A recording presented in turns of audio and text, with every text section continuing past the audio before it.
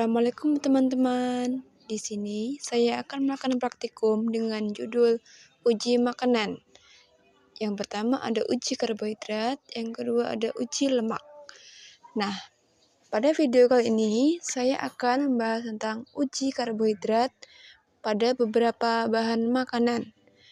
Bahan yang diuji yaitu ada nasi, talas, buah pir, buah jambu, putih telur rebus, tahu, margarin, biskuit, tepung terigu, gula pasir, dan kentang. Tujuan dari percobaan ini adalah mengetahui makanan mana yang mengandung karbohidrat, khususnya pati atau amilum. Pengujian dilakukan menggunakan larutan iodin atau lugol yang terdapat pada betadin.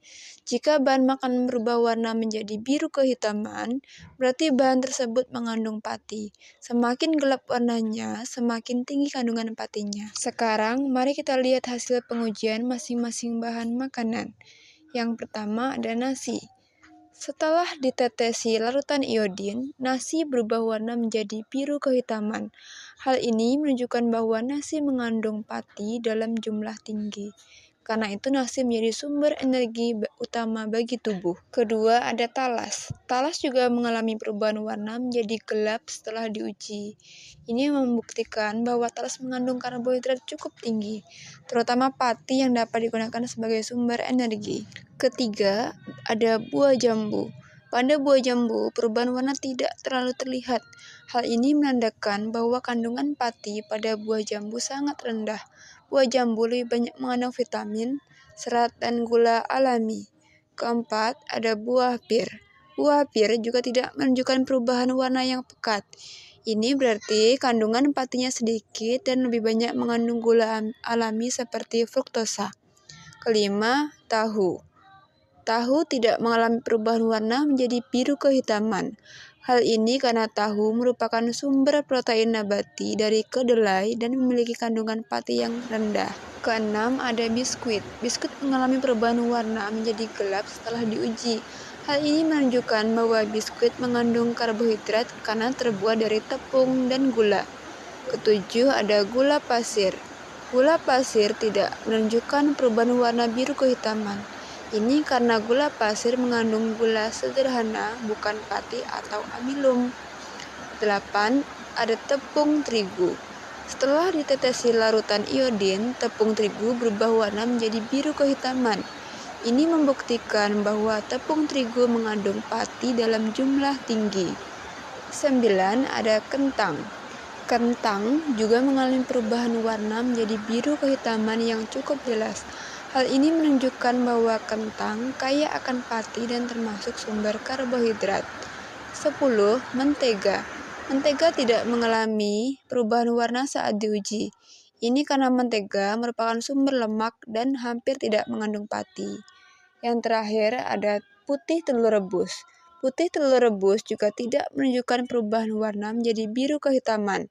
Kandungan utama putih telur adalah protein, bukan karbohidrat.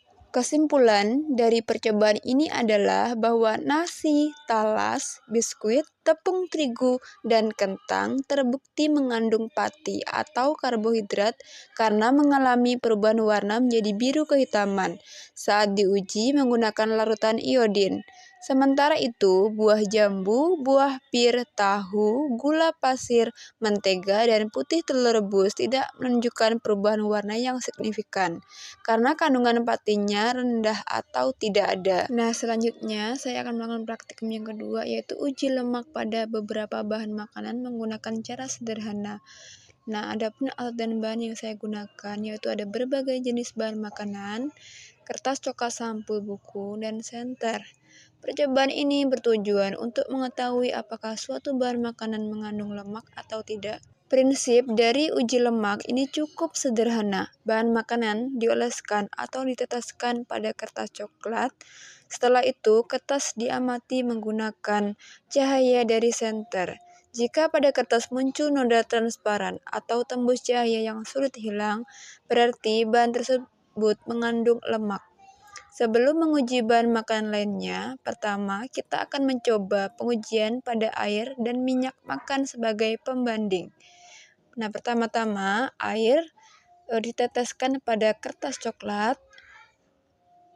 Nah, yang kedua, ada minyak makan yang akan kita teteskan pada kertas coklat dan kita akan tunggu selama 10 menit. Sambil menunggu kertas pembanding, selanjutnya kita akan menguji beberapa bahan makanan lainnya. Yang pertama ada susu, kedua santan, ketiga pepaya, keempat kacang tanah, kelima singkong, keenam talas, ketujuh wortel, 8 seledri, ke-9 mentega, dan yang terakhir kemiri. Setelah 10 menit kita tunggu, untuk kertas pembanding pada minyak makan terlihat noda yang tetap menempel dan tampak tembus cahaya saat disinari senter. Ini menunjukkan bahwa minyak makan mengandung lemak. Dan pada air yang ditesi kertas coklat, noda yang muncul cepat mengering dan tidak meninggalkan bekas transparan. Hal ini menunjukkan bahwa air tidak mengandung lemak. Nah, selanjutnya kita akan membandingkan pada berbagai jenis bahan makanan. Untuk kacang tanah itu meninggalkan bekas noda, sementara wortel tidak. Yang kedua ada santan meninggalkan noda, sementara pepaya tidak. Ketiga ada kemiri meninggalkan noda dan seledri tidak meninggalkan noda. Keempat, susu meninggalkan noda sementara talas tidak meninggalkan noda. Yang terakhir, margarin meninggalkan bekas noda sementara singkong tidak. Kesimpulan dari percobaan ini adalah bahwa bahan makanan seperti minyak makan, susu, santan, kacang tanah, mentega, dan kemiri terbukti mengandung lemak karena meninggalkan noda transparan pada kertas coklat. Sedangkan pepaya, singkong, talas, wortel, dan seledri tidak menunjukkan noda transparan yang jelas sehingga kandungan lemaknya rendah atau sangat sedikit. Dari percobaan ini kita dapat mengetahui bahwa kandungan lemak pada setiap makanan berbeda-beda. Lemak memang dibutuhkan tubuh sebagai sumber energi dan pelindung organ, tetapi konsumsinya harus tetap seimbang agar kesehatan tubuh tetap terjaga.